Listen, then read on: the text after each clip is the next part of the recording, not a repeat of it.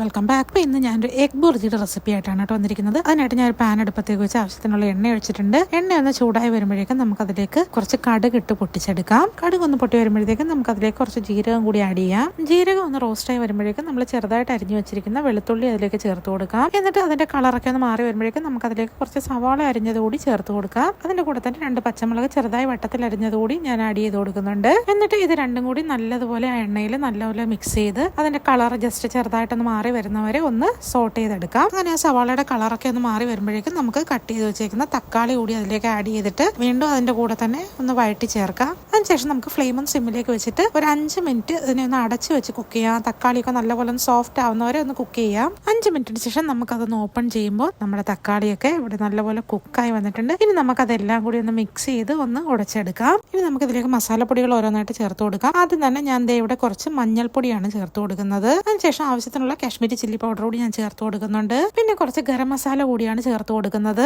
എന്നിട്ട് ഇതെല്ലാം കൂടി നമുക്കൊന്ന് മിക്സ് ചെയ്ത് നല്ലപോലെ ആ ഒരു മസാലയുടെ പച്ച മണമൊക്കെ ഒന്ന് മാറുന്നവരെ നല്ലപോലെ വഴറ്റിയെടുക്കാം. ഇനി നമുക്ക് ഇതിലേക്ക് പൊട്ടിച്ചു വെച്ചിരിക്കുന്ന മുട്ട കൂടി ചേർത്ത് കൊടുക്കാം. ഞാനിവിടെ ഒരു 4 മുട്ട എടുത്തിട്ടുണ്ട്. അത് ഫുള്ളായിട്ട് ഇതിലേക്ക് ചേർത്ത് കൊടുക്കാം. എന്നിട്ട് അതിലേക്ക് ആവശ്യത്തിനുള്ള ഉപ്പ് കൂടി ചേർത്ത് കൊടുക്കാം. അതിനുശേഷം ഈ ഉപ്പും മസാല എല്ലാ ഭാഗത്തേക്കും എത്തുന്ന പോലെ നമുക്ക് ഈ ഒരു എഗ്ഗിനെ കുറച്ചായിട്ട് കുക്ക് ചെയ്ത് സ്ക്രാമ്പിൾ ചെയ്തെടുക്കാം. അതിങ്ങനെ കുക്കായി വരുന്നതിനനുസരിച്ച് തന്നെ നമ്മൾ അതിനെ സ്ക്രാമ്പിൾ ചെയ്ത് കൊടുത്തോണ്ടിരിക്കണം. അങ്ങനെ സ്ക്രാമ്പിൾ ചെയ്ത് ഒരു 80% ആ ഒരു എഗ്ഗ് ഒന്ന് കുക്കായി വരുമ്പോഴേക്കും നമുക്ക് ഇതിലേക്ക് ഇങ്ങനെ ഒരു പീസ് ബട്ടർ ആഡ് ചെയ്ത് കൊടുത്തിട്ട് ഈ ഒരു പാനിനെ നമുക്കൊന്ന് ലിഡ് കൊണ്ട് മൂടി വെക്കാം. ഒരു 2-3 മിനിറ്റ്സ് ആ ബട്ടർ ഒന്ന് മെൽറ്റായി വരുന്നവരെ നമുക്ക് അതിനെ ഒന്ന് മൂടി വെക്കാം. അപ്പൊ ഈ ഒരു ടൈമിൽ ഫ്ലെയിം സിമ്മിലായിരിക്കാനായിട്ട് ശ്രദ്ധിക്കണം. അങ്ങനെ 2-3 മിനിറ്റ്സ് കഴിഞ്ഞാൽ ലിഡൊക്കെ ഒന്ന് ഓപ്പൺ ചെയ്യുമ്പോൾ ബട്ടറൊക്കെ നല്ലപോലെ മെൽറ്റായി ഇറങ്ങിയിട്ടുണ്ട്. ഇനി നമ്മൾ ആ എഗ്ഗ് എല്ലാം കൂടി നല്ലപോലെ ഒന്നുകൂടി ഒന്ന് മിക്സ് ചെയ്തെടുത്തു കഴിഞ്ഞാൽ നമ്മുടെ ടേസ്റ്റി ആയിട്ടുള്ള എഗ് ബുർജി ഇവിടെ റെഡി ആയിട്ടുണ്ട്. ചപ്പാത്തിക്കൊക്കെ പറ്റിയ നല്ലൊരു ബെസ്റ്റ് സൈഡ് ഡിഷ് ആണ് കേട്ടോ ഈ ഒരു എഗ് ബുർജി. അപ്പോൾ എല്ലാവർക്കും ഈ റെസിപ്പി ഇഷ്ടമായി കാണുമെന്ന് വിചാരിക്കുന്നു. അപ്പോൾ ഇത്രയേ ഉള്ളൂ കേട്ടോ ഇന്നത്തെ വീഡിയോ. ടാറ്റാ.